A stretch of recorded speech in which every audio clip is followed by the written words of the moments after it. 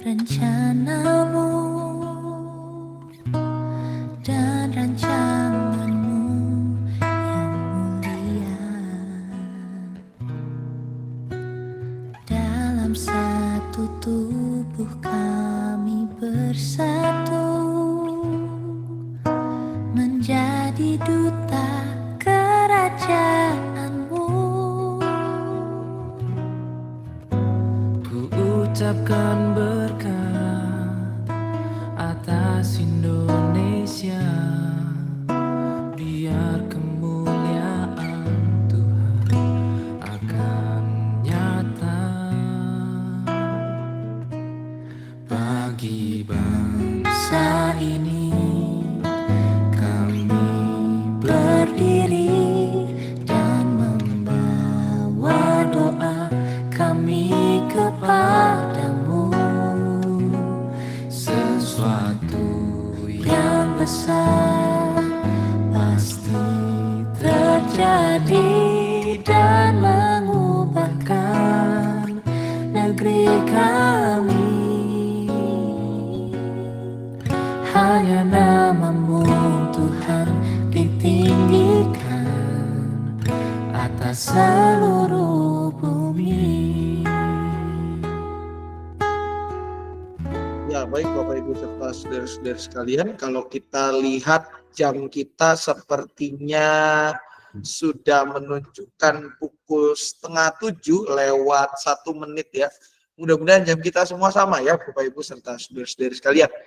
Oleh karena itu, waktunya kita memulai kegiatan kita pada kesempatan malam hari ini, yakni malam doa jelang Pentakosta untuk edisi yang pertama ya Bapak Ibu serta saudara-saudari sekalian. Di mana pada hari pertama ini apa yang menjadi pokok perenungan kita adalah pengantar ya, pengantar tentang tema yang kita bahas selama beberapa hari ke depan, beberapa kali pertemuan ke depan, ya ini 7 dosa yang mematikan atau biasa kita kenal dengan sebutan 7 deadly sins ya. Hari ini kita akan bersama-sama mencoba memahami apa dan kenapa tema ini harus dibahas gitu. Apakah nggak ada tema yang lain? Nah, namun sebelum melangkah lebih jauh Bapak Ibu serta saudara-saudara sekalian, kita akan mengangkat sebuah pujian pembuka yang menjadi tema kita setiap pertemuan, yakni dari Kidung NKB 179 ayatnya yang pertama hingga kedua, yang berjudul Lama Ku Enggan Mengikut Jalan Tuhan. Ya, ini menjadi pujian pembuka kita yang setiap malam doa dinaikkan. Ini juga menjadi temanya yang kita naikkan setiap pertemuan kita. NKB 179 bait yang pertama hingga kedua, Lama Ku Enggan Mengikut Jalan Tuhan.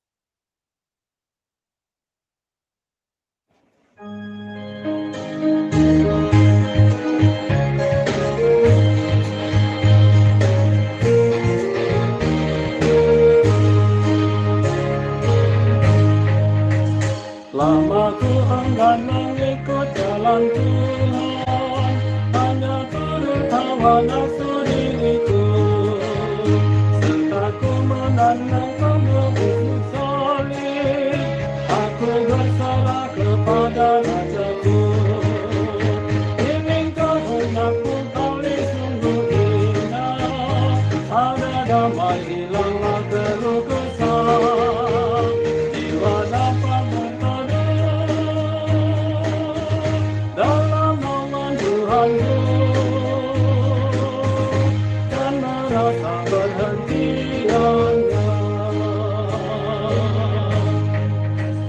Setelah tubuhku dan jiwaku serahkan pada Tuhan dengan sungguh dan tetap, ku miliki rasa damai serta aman, meskipun di dalam jurang yang gelap. Ingin kehendakmu kali sungguh indah, ada damai hilanglah keluh kesah, jiwa dapat berteduh dalam naungan Tuhanku, dan merasa berhenti hanya.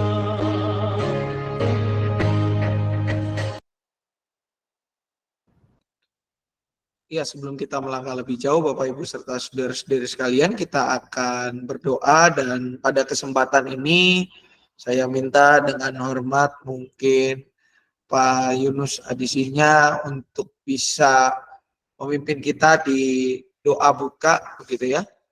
Pak Yas, Penatua Yunus Adisinya, tadi saya lihat ada sih. Baik, Mau nggak Pak? ada. Baik Pak, mari kita satu dalam doa sebelum kita mulai mendengar firman Tuhan. Tuhan Allah Bapa kami yang berada dalam surga yang mulia, Tuhan kami Yesus Kristus, terima kasih untuk malam ini kami boleh bersama-sama bersekutu, berkumpul untuk memuliakan nama-Mu. Biarlah mengawali pekan doa ini Tuhan, kiranya Engkau bukakan hati kami, masing-masing dari kami, biar kami boleh mendengarkan firman Tuhan untuk merenungkan apa yang akan disampaikan oleh Bapak Pendeta Samuel. Kiranya Engkau tuntun kami dari awal hingga pekan doa ini, kami serahkan dalam tangan pengasihan-Mu. Dalam nama Tuhan kami Yesus Kristus kami berdoa mengucap syukur. Amin. Amin. Terima kasih Pak Yunus Adisinya. Baik, Bapak Ibu serta saudara-saudari sekalian, materi kita pada kesempatan hari ini adalah bagian pengantar, gitu ya. Jadi ini yang mengantar, yang istilahnya membuka perjumpaan kita, yang dimana dalam kesempatan ini dipaparkan beberapa hal yang menjadi dasar, gitu ya. Selalu mungkin kita bertanya-tanya di awal, kenapa sih temanya seperti ini, gitu ya. Apakah Pak Pendeta nggak punya tema lain atau gimana? Gitu. Bapak Ibu serta saudara-saudara sekalian, kalau kita lihat tema-tema malam doa jelang Pentakosta yang rutin kita laksanakan setiap habis kenaikan sampai sehari sebelum Pentakosta, maka sudah beberapa tema kita gunakan kalau kita ingat ya. Ada beberapa tema yang saya ingat, gitu ya, secara khusus. Yang pertama kita pernah membahas belum lama ini, kalau nggak salah tahun lalu ya. Tahun lalu itu kita membahas tentang ke-10 firman ya. Kalau saya tidak salah ingat ya. Tentang ke-10 firman. Tentang ke-10 firman. Lalu beberapa tahun sebelumnya pernah renungannya soal apa gitu ya. Yang temanya banyak jangannya itu gitu ya. Tapi jangannya di sini bukan berarti jangan yang artinya sayur gitu ya Bapak Ibu, bukan. Jangan yang artinya kalau bisa tidak dilakukan gitu ya. Nah, di dalam kesempatan ini kita akan membahas selama beberapa hari ke depan perjalanan kita, mulai dari hari ini, besok, Minggu di stop. Bukan karena apa? Karena Minggu itu adalah Paskah, jadi tidak ada kegiatan di situ begitu ya.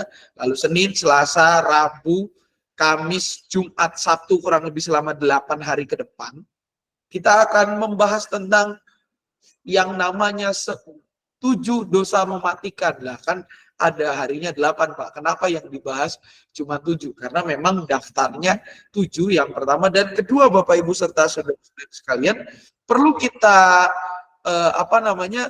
sadari bersama bahwa yang namanya 7 dosa mematikan ini atau 7 deadly sins ini adalah sesuatu yang nyata, bahkan di dalam kehidupan keseharian kita itu ada. Ya. Apa saja yang menjadi 7 dosa yang mematikan? Kalau kita perhatikan di Warta Jemaat, memang urutannya kebolak-balik gitu ya Bapak Ibu. Ada yang mengatakan bahwa yang pertama dibahas itu yang paling berat. Tapi ada yang bilang bahwa sebenarnya yang paling ringan itu yang tengah-tengah gitu ya. Nah, terlepas daripada itu Bapak Ibu, baik, kita yakin dan percaya bahwa yang namanya dosa tidak ada yang berat, tidak ada yang ringan. Dosa adalah dosa, ya. Yang punya ukuran berat dan ringan itu hanya manusia. Tuhan itu tidak pernah melihat dosa itu berat atau ringan. Pokoknya yang dibilang dosa ya dosa. Kalau itu salah ya salah, benar ya benar. Makanya urutan-urutannya di sini bukan yang ngacak, tetapi kalau kita lihat urutannya berdasarkan dari yang mungkin lebih mudah kita temui dalam hidup sehari-hari kita. Apa saja yang akan kita bahas selama beberapa hari ke depan? Yang pertama adalah soal kesombongan. Dalam Alkitab kita pernah mengenal istilah yang namanya janganlah kamu bermegah. Ya. Nah, kesombongan ini Bapak Ibu serta saudara-saudara sekalian itu adalah sebuah sikap bermegah. Bermegah atas apa? Atas diri kita sendiri, atas kemampuan kita, atas apa yang kita miliki. Kenapa ini menjadi sesuatu hal yang dibahas dan mematikan? Karena Bapak Ibu serta saudara-saudara sekalian, kita harus memahami bahwa semua hal yang ada pada kita, kesehatan, kekuatan, sanak saudara, bahkan kesedihan, kemalangan, itu bukan punya kita. Itu adalah milik Allah. Ya. Kita tidak bisa bermegah atau bahkan menyombongkan kesulitan kita atau kemudahan kita. Ya. Kok sulit disombongkan Pak Pendeta? Bisa. Mungkin Bapak Ibu yang generasi lebih lanjut kalau ngomong sama anak remajanya atau rekan-rekan remaja mendengar orang tuanya ngomong, dulu tidak seperti ini. Dulu tuh lebih susah. Zaman kamu sekarang gampang. Nah, itu apa? Memegahkan kesulitan ya, menyombongkan kesusahan. Ya. Kesulitan kita sombong-sombongin. Penderitaan kita pada masa lampau kita bangga-banggain. Ya. Memang benar kata pemazmur Bapak Ibu, manusia paling kuat hidupnya 70 tahun, manusia hidup 70 tahun kalau lebih kuat 80 tahun, tetapi kebanggaannya adalah kesukaran dan penderitaan. Ya mungkin karena gara-gara membaca ayat itu akhirnya apa? Kita membanggakan kesukaran kita atau juga membanggakan sukacita kita, padahal sikap itu bisa membunuh kita. Karena apa? Kita bisa jatuh dalam yang namanya kesalahan dan dosa. Kita bisa lupa bahwa baik sukacita maupun duka cita itu bukan karena kita, tetapi hanya karena Tuhan saja yang memungkinkan itu semua terjadi. Kita ingat kisah Ayub, bahwa pencobaan tidak mungkin terjadi tanpa seizin Tuhan. Ketika Ayub dicobai aja, itu dicobai secara bertahap. Tuhan bilang, kamu sisakan ininya. Jangan kamu sentuh ininya. Jangan ini dan jangan itu. Nah, ini menjadi sesuatu hal yang dekat dengan kita. Makanya kita akan membahas di dalam beberapa hari ke depan. Lalu berikutnya ada ketamakan. Ketamakan itu apa Pak Pendeta? Ketamakan itu adalah kecenderungan untuk serakah. Maunya semua buat kita. Buat diri sendiri. Yang lain kalau bisa tidak boleh ada. Memang ini apa ya, prinsip ekonomi gitu ya Bapak Ibu, dalam keseharian kita melakukan mendapatkan keuntungan sebesar-besarnya dan mengeluarkan pengorbanan sekecil-kecilnya. Itu prinsip ekonomi. Tetapi kalau prinsip itu dimaknai secara keliru, akhirnya kita menjadi cenderung punya kecenderungan, punya pribadi yang cenderung untuk serakah. Semuanya diklaim, ya, semuanya dianggap hak miliknya. Padahal Bapak Ibu serta saudara-saudari sekalian, dalam ayat Alkitab dikatakan orang yang mengumpulkan banyak tidak akan berkelebihan dan orang yang mengumpulkan sedikit tidak akan berkekurangan.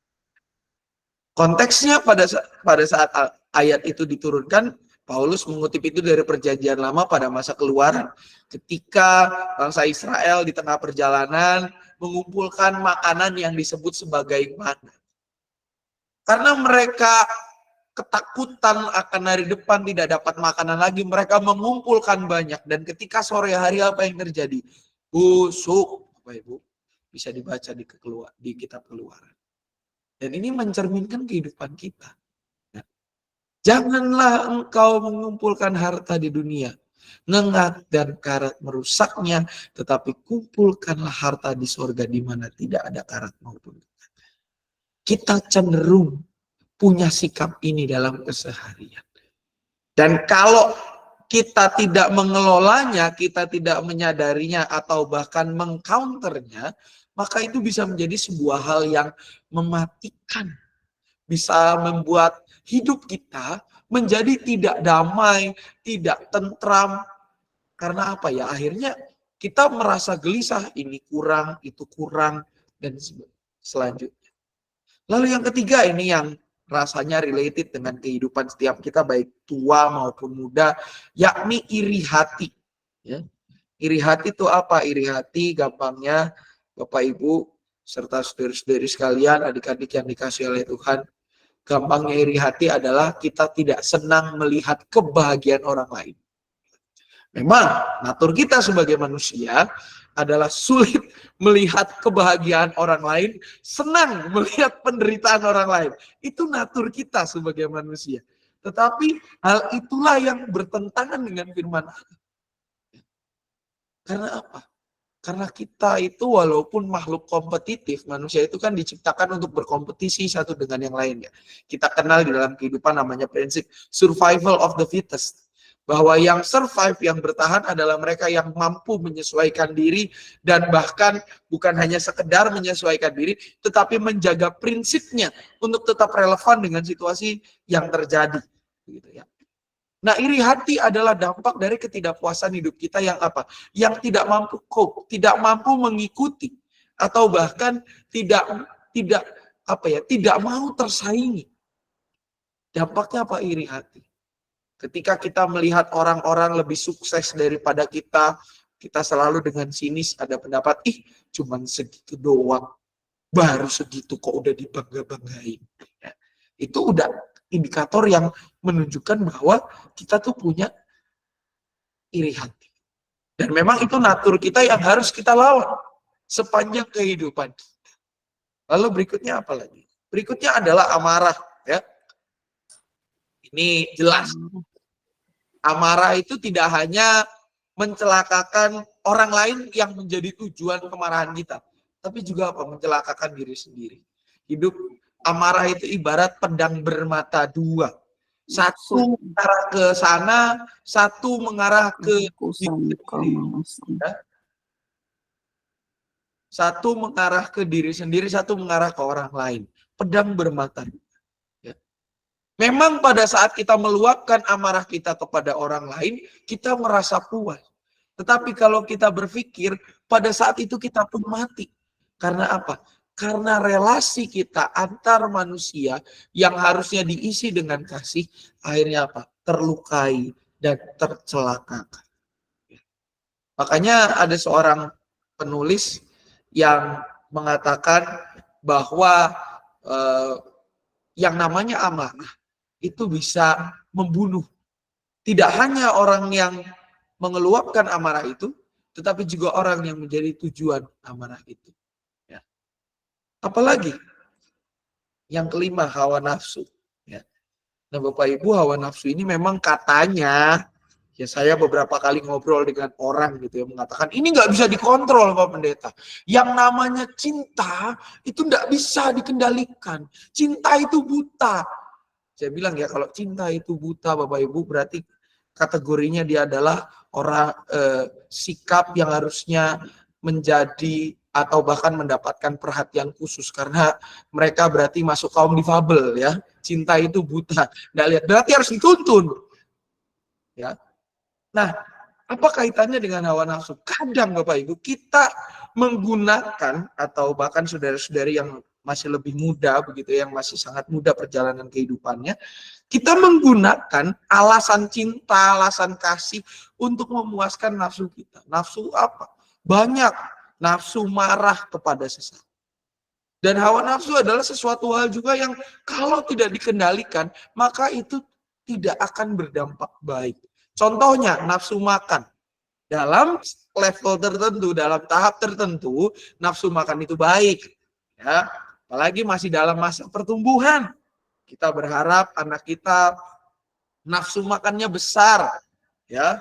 Dia mau memakan makanan yang sesuai dengan spesifikasi badannya, atau istilahnya untuk menunjang kebutuhan hidupnya. Tetapi Bapak Ibu, kalau nafsu makan ini justru terlalu besar, ya, tidak terkendali, dampaknya apa? Satu, obesitas bisa. Yang kedua, terlalu kenyang. Nanti jadinya bahasa kerennya katanya gumoh, ya, terlalu kenyang. Ya. Dan yang ketiga apa? Menyia-nyiakan makanan yang ada. Karena kita terlalu bernafsu makan, kita nggak pikir lagi, akhirnya apa? Muncullah penyakit-penyakit seperti GERD, lalu penyakit-penyakit yang berkaitan dengan sistem kunyah makanan ataupun pencernaan dan sebagainya, begitu ya. Karena apa? Karena hawa nafsu yang tidak terkendali. Itu baru urusan makan, belum yang lain-lain yang mengatasnamakan cintalah, yang mengatasnamakan nafsu, mengatasnamakan kasihlah dan teman-temannya. Kalau ini tidak dikendalikan, maka yang harusnya, yang dimana hawa nafsu ini merupakan anugerah Allah yang suci, yang kudus, yang harusnya menjadi alat bagi kita yang mendorong untuk memuliakan Tuhan, justru kita jadikan, kita aplikasikan menjadi sesuatu hal yang bermuara pada hal-hal tidak terpuji maupun tidak senang. Lalu yang berikutnya adalah kerakusan, ya. Memang kerakusan erat kaitannya dengan makanan. Tetapi sebenarnya Bapak Ibu, kerakusan ini juga ada kaitannya dengan ketamakan. Kalau ketamakan cenderung untung serakah, kerakusan itu sebuah sikap yang mengajak kita untuk mengonsumsi segala sesuatu tanpa melihat apakah ini berguna atau tidak. Contoh sederhana, kita menjadi orang yang insecure, ya, karena sebenarnya kita punya natur menjadi orang yang rakus, dan memang itu natur manusia, ya. Sikap yang tidak pernah merasa cukup. Ketika melihat orang lain, misalnya dia pakai bedak yang seputih tepung, kita menjadi insecure. Wih, gila, bedaknya dia putih ya kayak tepung. Padahal kita nggak perlu bedak yang seperti itu. Udah cukup bedak yang ada pada kita, akhirnya kita beli. Karena apa? Karena mengikuti tren lah. Mengikuti orang lain, tidak mau tersaingi lah. Atau juga yang kedua, Bapak Ibu serta saudara-saudara sekalian, kita selalu merasa kurang dan akhirnya kita menjadi gelisah. Kegelisahan itu adalah indikator seseorang yang boleh dibilang punya bakat menjadi orang yang rakus. Dia hidupnya gelisah. Ya. Dia mau ini, mau itu, pokoknya semuanya dimauin. Ya. Karena apa? Tidak pernah merasa cukup. Dan yang ketujuh, Bapak Ibu serta saudara-saudara sekalian, yang ultimate adalah kemalasan. Ya. Kemalasan tidak serta-merta berarti kayak orang yang mager. Orang yang bergerak saja kadang ketika dia tidak punya motivasi, itu bisa dikatakan sebagai orang yang malas. Karena apa? Dia bekerja tanpa arah, tanpa tujuan. Kemalasan digambarkan dengan sebuah binatang yang namanya kungkang atau kukang. Dua bahasa itu ada. Jalannya paling cepat cuma 0,2 km per jam dalam kondisi terdesak. Nah, di dalam kehidupan kita kadang kita juga sampai di tahap itu. Di mana kita tidak mau lagi menambah kemampuan, kita tidak mau lagi mengolah diri atau bahkan bekerja lebih dari apa yang ada pada kita. Padahal kalau kita mengingat Tuhan memberikan kepada kita karunia akal budi, jiwa, dan raga yang bisa dieksplor, bisa dikembangkan. Sampai kapan? Ya sampai Tuhan memanggil kita kembali, baru kita bisa stop eksplorasi. Nah, kita kadang terjebak di dalam situasi ini. Ya, ketika kita sudah mager, kita sudah hidup merasa capek dengan keseharian kita, maka kita terjebak pada sikap malas untuk tidak mau bekerja dan mengembangkan diri untuk kemuliaan nama Tuhan. Nah, Bapak Ibu serta saudara-saudara sekalian, ini dasar secara boleh dibilang pengamatannya. Namun dasar Alkitabnya apa, Pak Pendeta? Gak afdol rasanya kalau kita tidak melihat dasar Alkitabnya. Ya. Apa dasar di dalam Alkitab yang membuat kita harus waspada terhadap 7 hal ini? Ya. Bapak Ibu serta saudara-saudara sekalian, di dalam Roma 3 ayat 23 sampai dengan 24 dikatakan begini. Karena semua orang telah berbuat dosa dan telah kehilangan kemuliaan Allah. Dan oleh anugerahnya telah dibenarkan dengan cuma-cuma melalui penebusan dalam Kristus Yesus lebih dulu. Ini yang menjadi latar belakang kita kenapa kita harus membahas dan mengkaji hal-hal ini. Bagaimana kita harus sadar bahwa kita itu semua telah berbuat dosa. Makanya Bapak Ibu serta saudara-saudara sekalian, ada sebuah teori yang selalu mengatakan nama teorinya itu adalah tabula rasa. Biasanya dikenakan kepada bayi yang baru lahir karena asumsinya dia tidak melakukan dosa, begitu ya. Tetapi kalau kita melihat ayat Alkitab ini, siapa yang lepas dari dosa? Tidak ada. Even bayi yang baru lahir sekalipun bisa saja dia sudah melakukan dosa. Kita nggak pernah ngerti bahasa bayi, ya. Dia mengatakan hal-hal yang tidak sesuai dengan firman Tuhan, kita nggak tahu, gitu ya. Tetapi apa? Tuhan mengetahuinya. Bisa jadi itu adalah perbuatan dosa. Dan karena apa kita berbuat dosa? Karena kita telah kehilangan kemuliaan Allah. Kita ingat Kejadian 3. Ketika manusia jatuh ke dalam dosa, akibat usaha kita untuk menjadi sama seperti Allah. Akhirnya apa? Justru kita jatuh ke dalam dosa. Dan kita beroleh keselamatan di dalam Tuhan Yesus Kristus itu hanya karena oleh anugerah Allah. Kita ingat doktrin penebusan di mana Allah memilih setiap kita untuk diselamatkan bukan karena background kita, bukan karena kemampuan kita, bukan karena kelebihan kita, tetapi hanya karena anugerah Allah. Ini yang menjadi dasar kita mengapa kita membahas tema-tema ini selama beberapa hari ke depan. Harapannya Bapak Ibu serta saudara-saudari sekalian, tujuan yang hendak kita capai setelah kita berjalan dalam malam doa ini selama beberapa hari ke depan, beberapa kali pertemuan ke depan adalah yang pertama, kita diajak untuk mengenal dan mengetahui bahwa dosa itu tidak lepas dari kehidupan kita. Walaupun kita adalah sahabat Kristus, walaupun kita adalah hamba Tuhan, walaupun kita adalah umat yang percaya kepada Tuhan, kita tidak lepas dari dosa. Saya pernah berdiskusi dengan salah seorang gitu ya, salah seorang rekan saya, dia mengatakan begini, kalau kita berdoa, jangan kita meminta dilepaskan. Karena apa? Ketika kita meminta misalkan, Tuhan jauhkanlah saya dari pencobaan, justru cobaan itu akan semakin datang pada kita. Kok nggak dilepas-lepasin? Karena apa?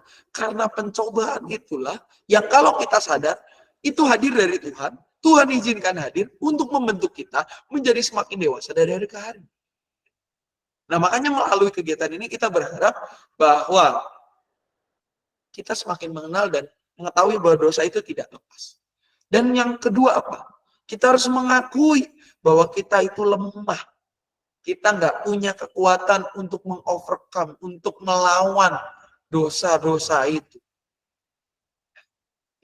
Contohnya sederhana, melawan kemalasan. Siapa yang tidak akan tarik selimut? Kalau cuacanya dingin di luar, hujan, rintik-rintik, dingin, pagi, dan kemarinnya habis melakukan kegiatan yang melelahkan. Besok paginya misalkan ibadah minggu, cuacanya seperti itu. Siapa yang dapat tahan godaan seperti itu? Kalau bukan karena kekuatan Tuhan, kita tidak mungkin bangun dari tempat tidur, misalkan itu hari Minggu, kita tidak mungkin bangun untuk mandi, atau bahkan pergi ke gereja. Atau bahkan punya ingatan, ini hari Minggu, saya harus ibadah. Itu semuanya karena kekuatan Tuhan. Makanya melalui kegiatan ini dan beberapa tema-tema renungan ke depan, kita diajak untuk mengenal dan mengetahui bahwa ya kita tidak lepas dari dosa. Dosa itu selalu mengintai kita. 24 jam, 7 hari, 3.600 detik dan menit gitu ya. 60 menit, 3.600 menit satu hari, atau bahkan lebih gitu ya. Dan dosa itu selalu ada. Dia selalu menunggu saat dimana kita lemah, kita terlena akan pencapaian yang kita capai, dan dosa itu selalu menunggu kapan kita akan jatuh. Lalu kegiatan ini kita mau diajak untuk mengenal dan mengetahui bahwa itu tidak lepas dari kehidupan kita. Walaupun kita adalah sahabat Kristus, kita tidak lepas dari segenap dosa dan kesalahan. Dan kita harus mengakui kita lemah. Kita tidak bisa melawan itu sendiri. Nah, tujuan yang berikutnya adalah kita juga, kenapa kita melakukan ini? Untuk membangun kesadaran. Sadar bahwa kita lemah, sadar bahwa hidup kita tidak lepas dari dosa, dan apa? Tidak hanya sekedar sadar, tapi ya udah jadi orang yang mutung ya. Bahasa ini saya lupa, mutung atau kuno. Ya, Saya mah orang berdosa mau diapain? Tetapi apa? Selain membangun kesadaran, kesadaran itulah yang menggerakkan kita untuk bertobat. Apa artinya bertobat? Bertobat tidak hanya berbalik melakukan U-turn, putaran letter U atau 180 derajat. Tetapi juga mau dibentuk. Mau menyerahkan diri. Mau mengakui kelemahan kita, mau dibentuk oleh Tuhan. Dan apa? Mengandalkan Kristus dalam menghadapi segala cobaan dalam hidup sehari-hari.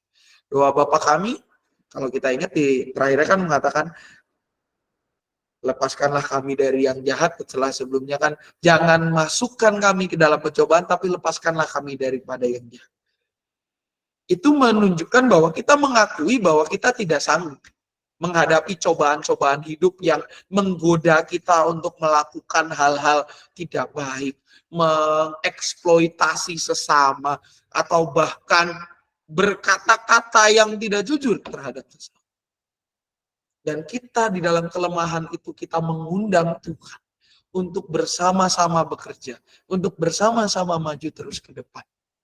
Mengandalkan Tuhan, menghadapi segala cobaan dan godaan hidup sehari-hari. Dan tujuannya juga adalah Bapak Ibu, karena goal akhirnya adalah H-1 sebelum Pentakosta, maka mengapa kita melakukan ini dengan tema yang seperti ini?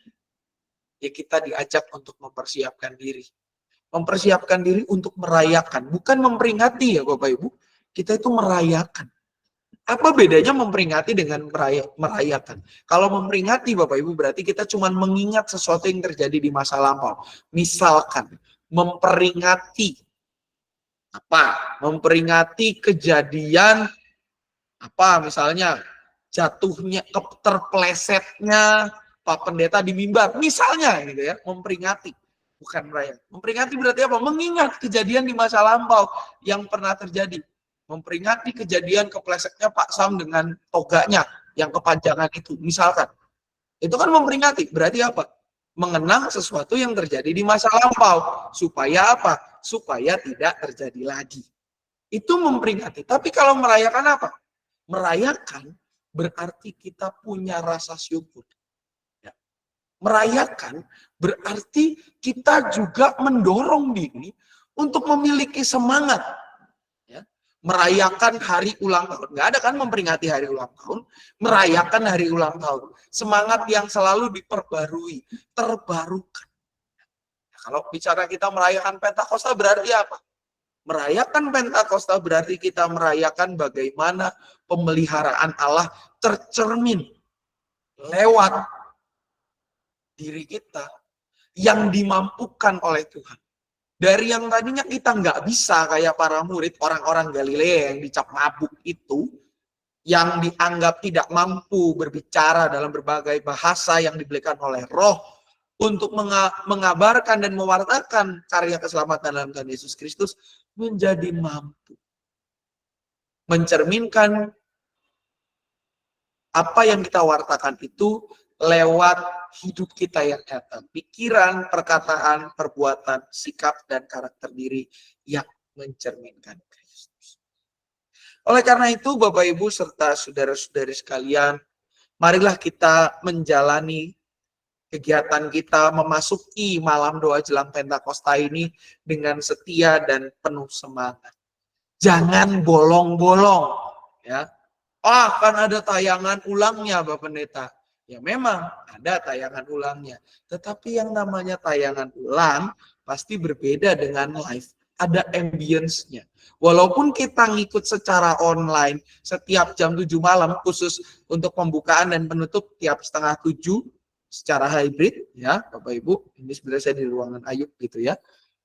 Tetapi feel-nya beda. Karena apa? Kita bersama-sama dengan orang lain. Ada orang-orang yang berinteraksi. Kalau nonton kan cuman ya melihat satu arah gitu ya. Cuman melihat satu arah dan akhirnya ada beberapa hal yang mungkin nggak nyampe atau apa. Ya jadi bingung. Tapi kalau kita dengan setia mengikuti kegiatan ini, bahkan penuh sukacita dan penuh semangat, yakinlah ada hal-hal baik yang akan kita dapatkan. Niscaya Bapak Ibu serta saudara-saudara sekalian, pada saat ketika kita merayakan Pentakosta, hari di mana kita dimampukan menjadi pewarta Injil Kerajaan Allah. Ada perubahan hidup yang berdampak nyata. Ada perubahan hidup yang menandakan bahwa kita semakin menjadi umat yang hidup di dalam kehendak Tuhan. Kalau kita menjalani kegiatan ini dengan setia dan penuh semangat, pasti ada hal-hal baik yang akan kita dapatkan. Tapi kalau bolong-bolong, tidak semangat dan penuh dengan keterpaksaan, ya jangan salahkan bahwa kita tidak akan mendapatkan manfaat apa-apa karena semangatnya adalah keterpaksaan, bukan sukacita. Jadi Bapak Ibu, marilah kita memasuki malam doa ini ketika mulai besok dan seterusnya. Jalanilah ini dengan penuh kesetiaan dan penuh semangat. Walaupun mungkin kita merasa, aduh saya sudah capek bekerja seharian, belum ini dan belum itu. Ingat Bapak Ibu, dosa itu senantiasa menunggu waktu kelemahan kita. Tuhan juga menunggu kesediaan kita untuk menyapanya. Ini menjadi media kita untuk bisa memilah dan memilih mana hal yang harus kita teruskan, mana hal yang harus kita tinggalkan. Hal-hal apa saja yang harus kita evaluasi dan harus kita kembangkan atau bahkan kita tinggalkan demi kemajuan kita sebagai pengikut Tuhan, sebagai para sahabat Kristus yang mewartakan kabar sukacita di tengah dunia ini. Selamat memasuki dan menjalani malam doa jelang Pentakosta. Kiranya Tuhan senantiasa menolong dan memberkati kita semua. Saat teduh bagi kita sekalian.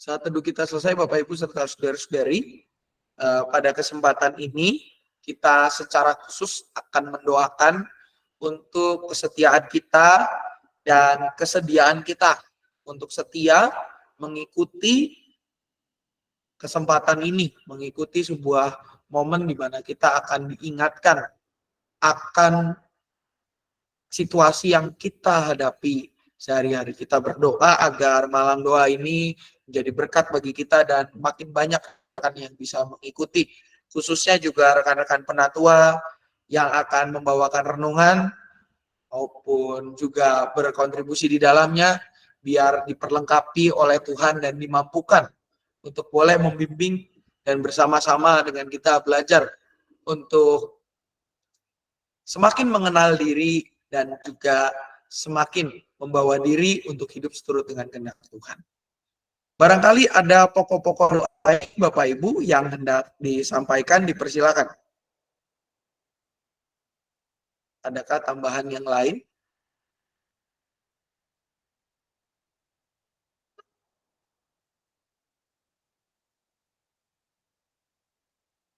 Baik, kalau tidak ada tambahan, mari kita berdoa.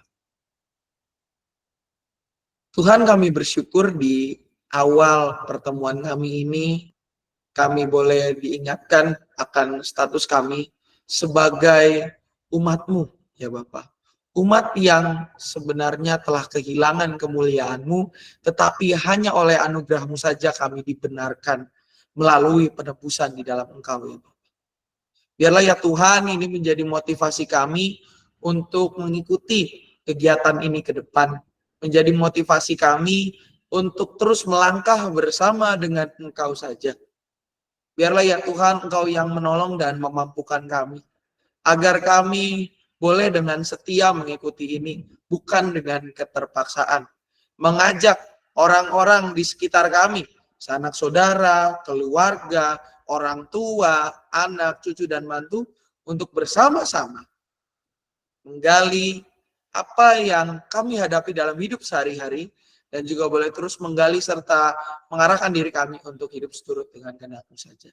Kami berdoa untuk rekan-rekan penatua yang juga akan menolong untuk membawakan renungan dalam pertemuan-pertemuan selanjutnya. Tuhan yang perlengkapi, Tuhan yang persiapkan agar mereka semua Engkau urapi dan Engkau mampukan untuk menjadi pewarta firman-Mu ya Bapa. Kami juga berdoa untuk mereka yang belum bergabung bersama dengan kami. Kiranya Tuhan juga yang menggerakkan hati dan pikiran mereka untuk boleh bersama-sama dengan kami bersekutu di dalam kegiatan ini. Kami juga mengingat ya Tuhan agenda-agenda kegiatan kami yang lain untuk Cici Suci, ibadah syukur besok, dan juga Pentakosta yang akan datang. Berkati semua agar berjalan seturut dengan kehendak-Mu saja. Dan rekan-rekan kami yang juga dalam kondisi sakit maupun dalam pemulihan, walaupun kami tidak bisa menyebutkannya satu persatu, tetapi Engkaulah Allah yang Maha mengetahui segalanya. Biarlah mereka semua berada di dalam tangan pemeliharaan-Mu dan senantiasa mendapatkan kekuatan yang berasal daripada-Mu saja. Doa ini hanya kami satukan dalam satu nama, yaitu Yesus Kristus Tuhan kami, Sang Penebus hidup kami, yang senantiasa mendampingi dan menyertai keseharian kami. Amin. Kita akan mengakhiri pertemuan kita pada kesempatan hari ini, Bapak Ibu serta saudara-saudari sekalian, dengan pujian penutup yang diambil dari Kidung Jemaat 349, Kidung Jemaat 349, Bila Topan Keras Melanda Hidupmu, akan menjadi pujian penutup kita.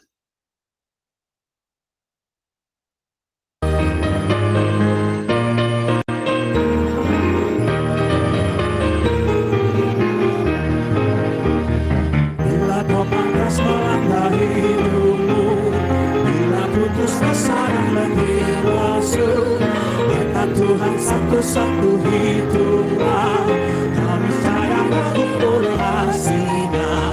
Berkat Tuhan mari hitunglah, kau akan kagum oleh kasih-Nya. Berkat Tuhan mari hitunglah, kami sayang kagum oleh kasih-Nya. Pada kau pernah salib yang kau pikul menekan bola, hitunglah berkatnya pasti kau lega, dan bernyanyi terus penuh bahagia. Berkat Tuhan mari hitunglah, kau akan kagum oleh kasih-Nya. Berkat Tuhan mari hitunglah, kami sayang kagum oleh kasih-Nya.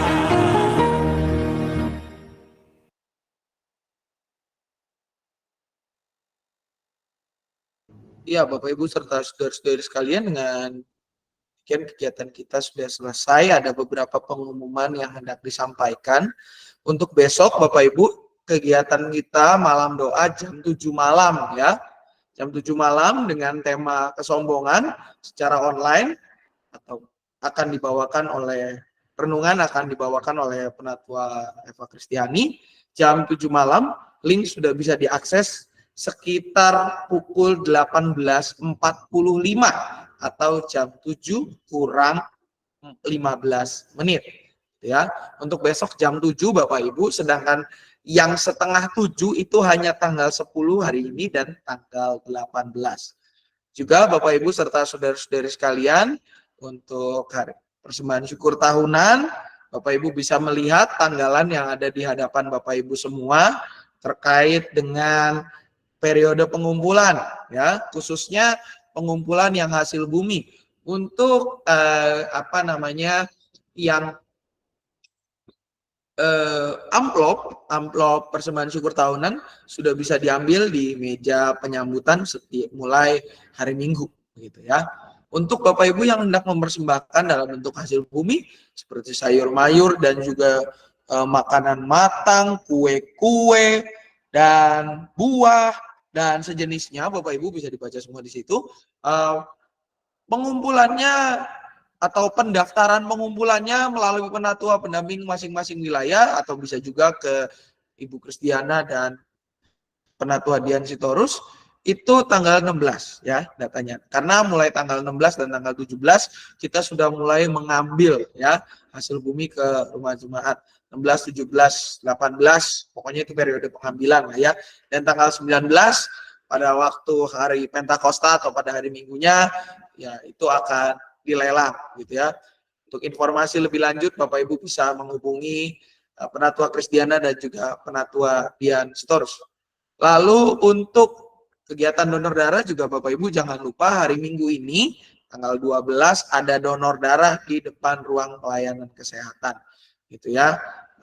bagi yang Bapak Ibu mengendarai kendaraan motor, jadi jangan parkir di depan KPK, Bapak Ibu, parkirnya di sepanjang taman ya, karena akan ada kegiatan donor darah. Jangan ada alasan saya begadang nonton bola ya, timnasnya udah kalah kemarin Bapak Ibu ya, jadi tidak ada yang ditonton gitu ya, nggak ada alasan ya untuk tidak donor darah. Berpartisipasilah Bapak Ibu serta saudara-saudari sekalian, karena setetes darah kita itu bisa menghidupkan sejuta harapan sanak saudara kita, rekan-rekan kita nun jauh di sana.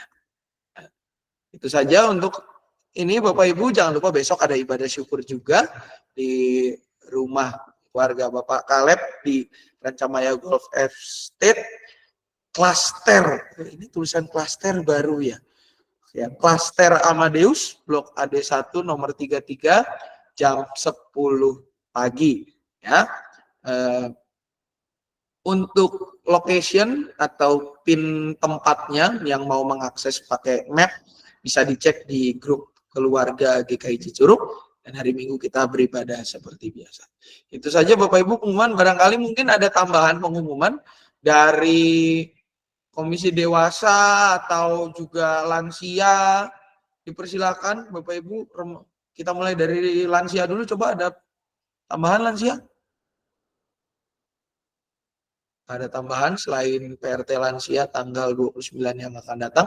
Komisi Dewasa ada pengumuman tambahan?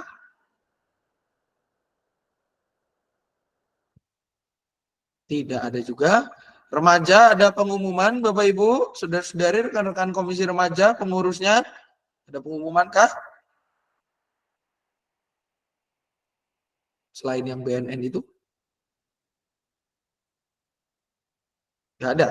Komisi Anak juga seperti Komisi Anak tidak ada pengumuman, seperti biasa kegiatan Komisi Anak hari Minggu pada pukul 9.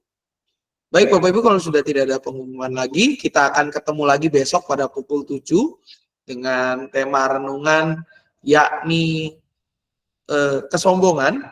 Ya, bacaan Alkitabnya diambil dari 1 Korintus 1 ayat 31, satu ayat saja. Dan besok kita akan dipandu oleh Penatua Eva Kristiani. Mulai pukul 7 malam kita akan memulai, dan Bapak Ibu sudah bisa masuk mulai pukul 18.45 atau 18.30-an. Kiranya apa yang kita renungkan pada hari ini menjadi berkat bagi kita semua. Selamat malam, selamat melanjutkan aktivitas kita. Tuhan Yesus memberkati. Sampai ketemu besok malam. Selamat malam Pak Sam, selamat semua. Selamat Terima kasih. malam. Selamat malam semua. Selamat malam.